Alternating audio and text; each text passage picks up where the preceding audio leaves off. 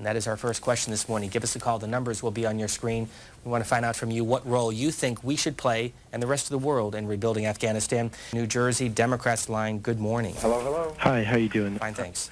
I was just curious and concerned that all the money that was promised from the United States, from Britain, from China, I just want to make sure that that money is going to be used correctly by the Afghan people. And what I mean by that is that so they're not buying more arms or anything like that. So that just to make sure that it's being used correctly. And I want to know if there's any kind of panel that's going to be set up or how that's going to be monitored. And that's one of the issues that, again, going back to Neil King's article, that says there is concern that a badly handled rebuilding effort could stir up more strife and even spark a resumption of the country's long civil war. That they should have either Baba Booey or Baba Booey, Baba Booey. Next call comes to us from St. Louis, Missouri. Good morning.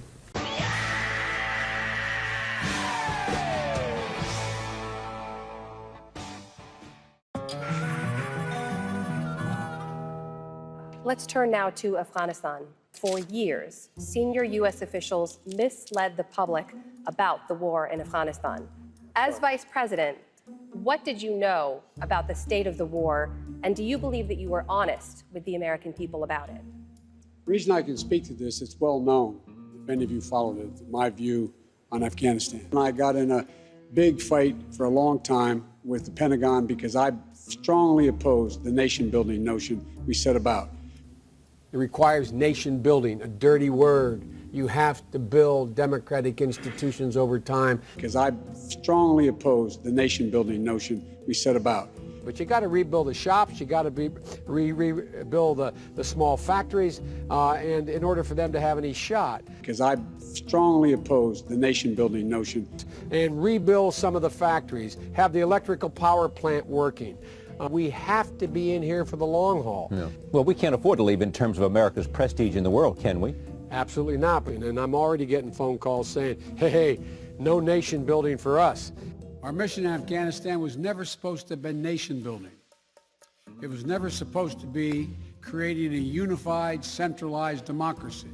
I think we should give President Karzai and his folks the resources necessary to get this country back on its feet. But no amount of aid will achieve that goal without security. There must be a multilateral security force that is robust enough to shoot and kill the bad guys if they act up, and keep the Iranians and others out if they try to meddle, in place for the next 2 years.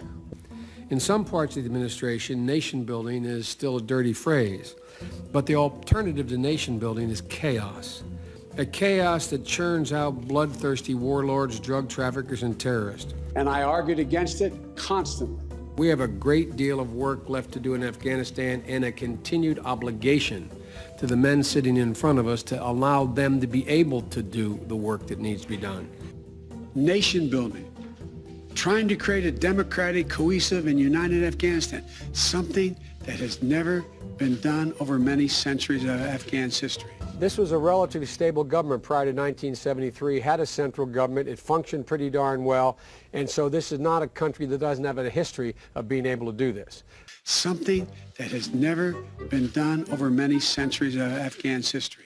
We're talking about, I think, the need for, I know the president may have a different view, but the need for the United States to play a part in a multilateral force that is not only in Kabul. And also this from the Philadelphia Inquirer. It's a Knight Ridder story by Warren Strobel, who quotes Senator Joe Biden. He appeared on the Fox News Sunday yesterday. He said that the United States should bear no more than 10% of the rebuilding cost. Biden recently returned from a trip to Afghanistan, saying that although much of the capital has been reduced to rubble, the job is much smaller than that faced by the world after World War II. A quote from Senator Biden from Fox News Sunday, we're talking about a pretty modest requirement relative to what structures need to be in place. Rebuilding that country as a whole nation is beyond our capacity. I argued from the very beginning that we should have a policy that was based on an anti-terrorism policy. It requires nation building, a dirty word. You have to build democratic institutions over time. And Mr. Chairman, let's remember why you, Senator Hagel, and I, along with our colleagues on this committee, decided to pass the Afghan Freedom Support Act in the first place. I can sum it up in 3 words. warlords, drugs, and terrorism. We did it to prevent Afghans' future from becoming a replay of its past. We did not go to Afghanistan to nation build. And it's the right and the responsibility of the Afghan people alone to decide their future. How much money is it going to take to bring Afghanistan to the place it needs to be economically? I think you're going to see a fairly generous commitment on the part of the United States to do our share that will be equal to about what any other government does except possibly Japan and the economic side of the equation. We're only coming up with about 10%, but without our 10%, you don't get the other folk to ante up. You follow me?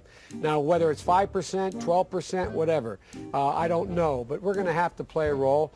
I've argued for many years that our mission should be narrowly focused on counterterrorism, not counterinsurgency or nation building. But the ugly fact is you will not want to hear. We need to devote more resources, more troops, more money to Afghanistan. I refuse to send another generation of America's sons and daughters to fight a war that should have ended long ago. We need to devote more resources, more troops, more money. I'm the guy from the beginning who argued that it was a big mistake to surge forces to Afghanistan. More troops, more money. We should not have done it, and I argued against it constantly. If we leave, there will be more American buildings brought down. It may be not 2 years, it may be 5 years, but sure as I'm sitting here talking to you, that swamp will fill up again. That's been my position from the beginning. That's why I think Secretary Gates and some members of the Pentagon weren't happy with me. Mr. President, we're going to try to help you more than you may even want, or you may be willing to say right here, because we need you badly to succeed. I thank you, Mr. Chair. Afghanistan, you said? Yes, sir, Afghanistan. That's it. Something.